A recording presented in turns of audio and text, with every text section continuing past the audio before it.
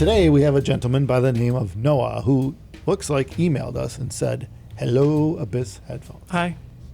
Hi, Noah. Does he have an ARC? I don't You think don't this really is have the any same personal guy, information. but we could ask him that on an email back. Yeah, We do okay. have an ARC. Yeah. That'd be pretty cool, I think. Yeah, that would be cool, especially if you can get like 2x2 animals on it too. How'd they get the giraffes in? Did you see that? dangerous, though. Yeah. With all the pictures, it looks like they wouldn't fit that Well, good. tigers would be a bitch. Yeah, with the giraffes right next to them? Were they Yeah, gonna- it could be messy. Were they in cages? I don't know. They didn't really cover this too extensively, I don't Yeah, think. In fact, about a month ago, I don't know what the hell I was watching, probably something on Apple TV or something. I don't know what the hell it was, or even Amazon. Some kid was stuck in a boat with a tiger. A Yeah. shipwreck occurred. Common problem. Yeah. Oh man, it was a long movie. It was him and a tiger. Uh-huh. I think there was a monkey, but then the tiger killed the monkey. I mean, Yes. we're talking like that month. They Of were course. shipwrecks. They were eating each other and shit. But he had to learn to survive with the tiger, so he'd get off the boat and just float with some wood just to give the tiger space. And then he actually trained the tiger to to respond to his Okay. commands, where they actually became friends. But yeah. This is going a little Way- far. I don't know the name of the damn movie, I but don't it was know like, either. whoa, Yeah. that was the guy. This guy went like 30 days without food or some crap like that. So, anyway, that's not good. pretty resourceful. I'd be dead if it was me on the middle of the ocean with a tiger. Sounds uncomfortable. Better off drowning. Yeah. Sounds really uncomfortable. Anyway, hello, Abyss Headphones. Hi. My question is, will Abyss ever venture into making speakers or perhaps your own DACs and amplifiers? That's it? Short and sweet? Yeah, it was easy. There's a few parts to this one, though. Speakers and amplifiers. Speakers, amplifiers. Lions and tigers and bears.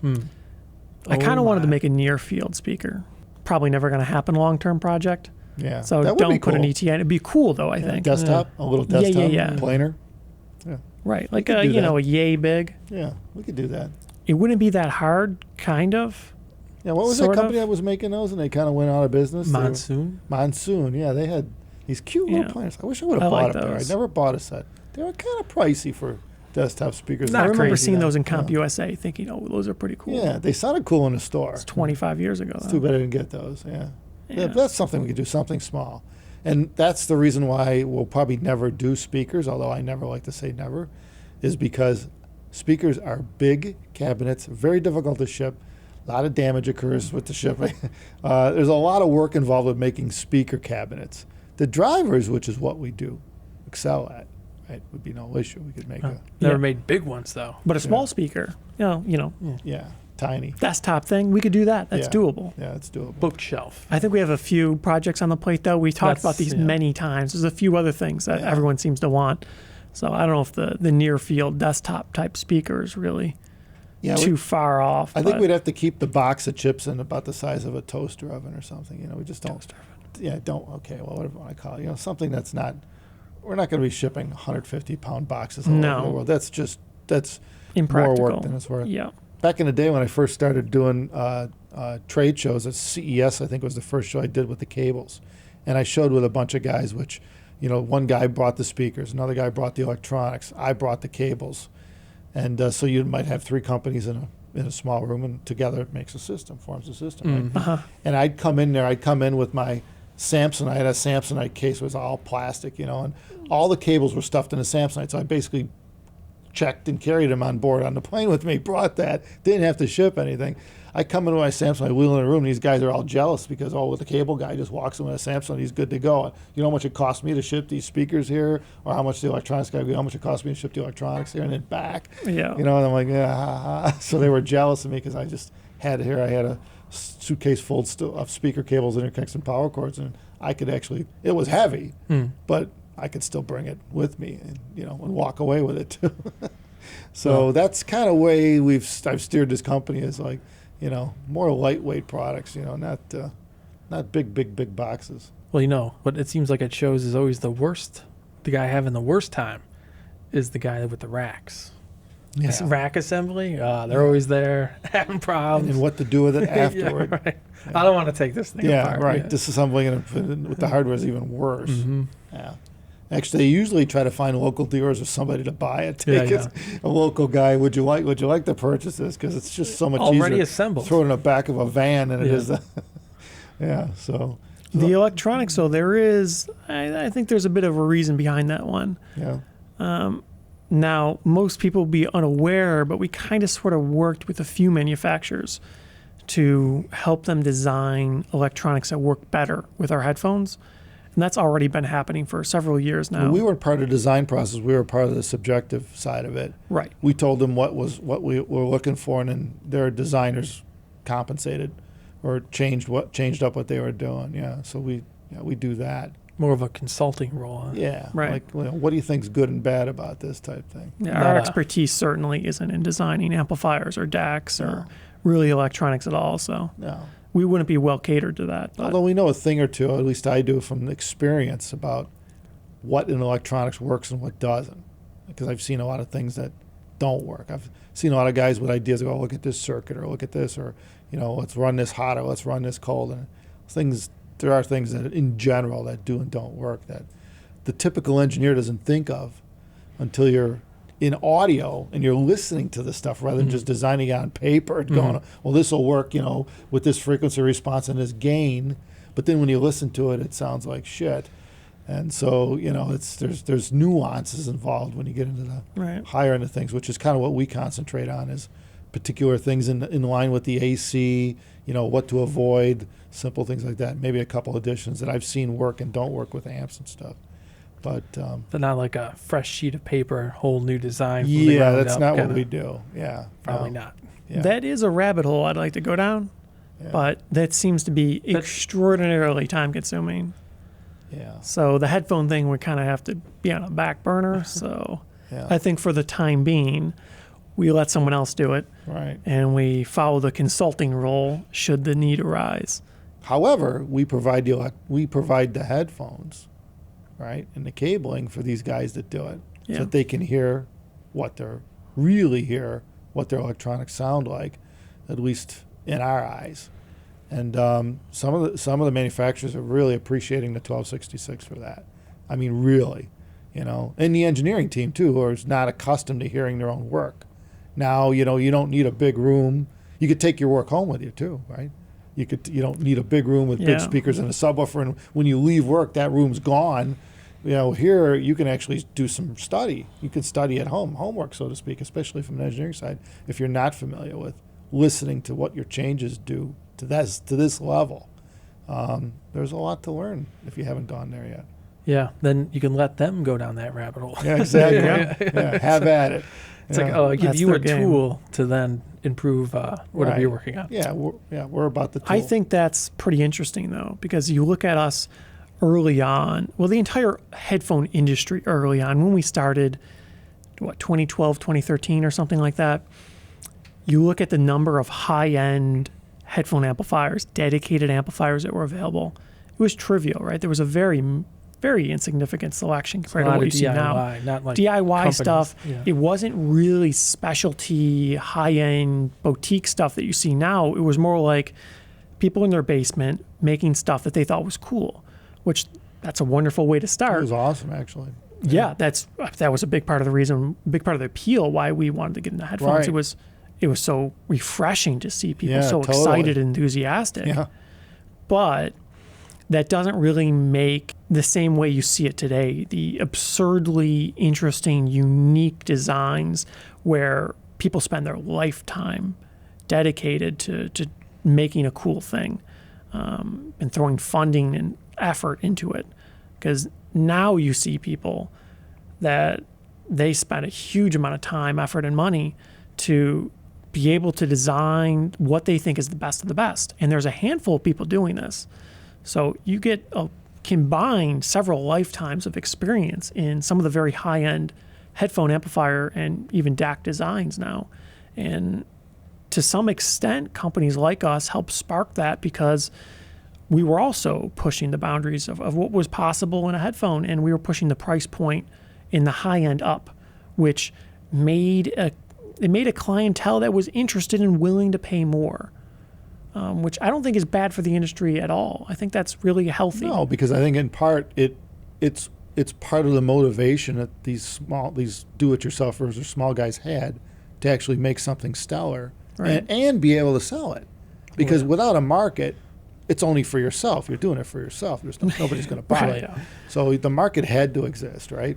So by creating the market and creating the demand for high-end amplification and so on in headphones, it's allowing many more people to create companies that wouldn't have existed in the past.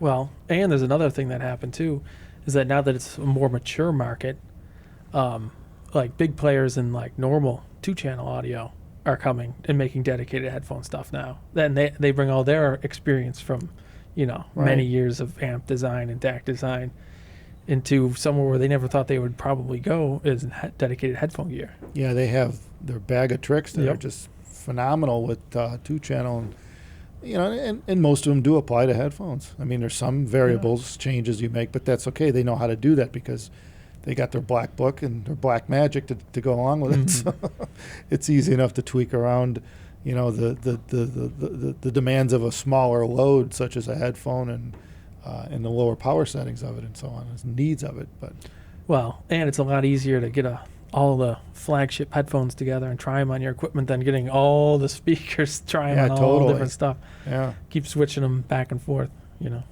I I guess think you could see a bit of this in our, if you had an unlimited budget, what headphone amplifier or gear would you make video? I forgot what the title was called. Yeah. But like the dream setup video, right? If you take a handful of skilled, talented engineers or designers of any kind, and you tell them you have a comparatively unlimited budget to make the most wild, crazy thing you could imagine, most of them are going to be very excited by that prospect, right? No Most doubt. people would be thrilled to make a $50,000 headphone amplifier if it actually had some sort of financial reason to exist. Like if it wasn't just going to be a place for them to dump money, if they actually could make it almost vaguely profitable, they would love to design Well, that. and the reason for that is because people actually have to make a living. I mean, Right. you need income to survive. To do this stuff without having a pot of gold at the end of the, Of course. so to speak. I mean, you're There's a point That's there. a tough life there. Really Usually tough. things are the opposite of the way that the people perceive. The high-end stuff makes oftentimes dramatically less money than the low-end stuff. Yeah, right. Right. So if you're There's no selling, volume. if you have a $50,000 headphone amplifier, you hope and pray that you could ever see a return on your investment. sell 5 a year, Most it'd be a people lot. don't. Most of the time, you're going to sell 2 or 1. Yeah, right. So if you're spending 5 years putting all your effort into this amplifier and you're making it the most amazing thing ever, everything's boutique, perfect, dialed in exactly right, most of the time you don't make money. Or if you do, it's only because of the trickle-down effect that this publicity from having this high-end thing got you, and now people are buying your low-end stuff that actually makes you money. Well, look at it this way. Let's say you spend a few thousand hours actually doing this, which Right. is about what it would probably take, Could be if not crazy, more. but, yeah. All right, and now you divide that into 2 or 3 pieces a year. Right. So how much per hour did How you much get paid do you to really do it? make? Yeah. So the reality of it is, it's There's a lot Yeah. of that in like the early automotive space where people like making just the highest end crazy cars they can yeah. in like the teens and the 20s and stuff, and all these companies don't exist anymore because they'd make like 2 and go bankrupt. Nobody would buy them, and then that was Yeah. it. It's like a passion project. Yeah. Yeah, you do. If you're in business long enough, you kind of learn that there's needs. You don't go down that path because it's just and we've spent a lot of money on R&D, more than, I mean, for the size of our company, a lot of time. We really have. But as we grow now that we've got all that in our heads, that we have that history, we have the experience. So things happen quicker nowadays than it used to, which is that kind of in itself is something for a new company to look forward to. That if you do invest the time, It's like your base 10, knowledge. 15 years of it if it's necessary, right? Yeah, you will grow to it. And now, of course, that's assuming you survive long enough to be able to bear the fruit of that, because you actually do have to make at some point some money. You have to pay yourself. That's the reality. And that's right? where most companies most companies fail. I don't know what the number is, but most new startups, I think it's a very high percentage. It's probably in the 90% range. Never make it. Yeah, It's within like 5 the years or first year, something. even the first year. Yeah. It's pretty hard Yeah. a lot of times. So you gotta always consider that. You gotta taper your passion for something Right. against your needs to eat. Yeah, unfortunately, it's very, very difficult to just barrel money into something and Yeah. live on a hope and prayer that you're actually going to see anything back. So I think in a way what we were getting at here was Yeah, right. this sheer fact that we made this headphone that was high end, that was arguably one of the best sounding headphones in the world, and it was at a higher price point, that kind of sort of made a market for gear that didn't exist before. So in a way, we made that market to some extent, along with other headphone manufacturers in that high end space. To the surprise of many people. Yeah. Well, I guess ourselves included. Yeah, right. So Yeah, that's true. We didn't know kinda where that was did- going to go. Yeah, no. Yeah. Yeah, nobody knew, right? No. But we kind of did make the stuff, sort of, Yeah. kind of, Yeah. in a small way. Yeah. But in the end, so to answer the question, would we make electronics? Yeah, maybe one day in conjunction with another company. You know, we could certainly machine the chassis. We could do the mechanical side of it. We could certainly offer our input on the subjective side of it and some of the electrical side of it for sure, the wiring and so on, and topology, board layouts, so on, grounding schemes. So we got a lot to offer, but yeah. But You always got got to play to your strengths. Yeah, you never know. We might do it. Why not? Why not? But we got some stuff that we need to do first. Yeah, we got our own stuff. That's the problem. We don't have enough models of headphones. We're still running on 3, Well, Yeah. 2.5. 2.5.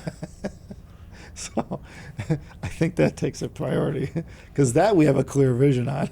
We just have to implement it. So on that note, thank you everybody as always for watching us. And don't forget that we do have a store that sells like t-shirts and pillows. And now that it's getting to be warm out in a lot of parts of the world, go to abyssstore.com and check out the Abyss stuff, the shirts and stuff. The t-shirts are kind of nice. Yeah. And you get a little pillow with a little fun smiley guy to throw on your couch. Yeah. I do need I one think of it's those, actually. exciting. Yeah, those are nice actually. Yeah. Abyssstore.com. And if you got any questions you want us to answer or do a video on, we're always looking for ideas. TOTL at abyssheadphones.com. Thanks everyone. Take care of yourselves.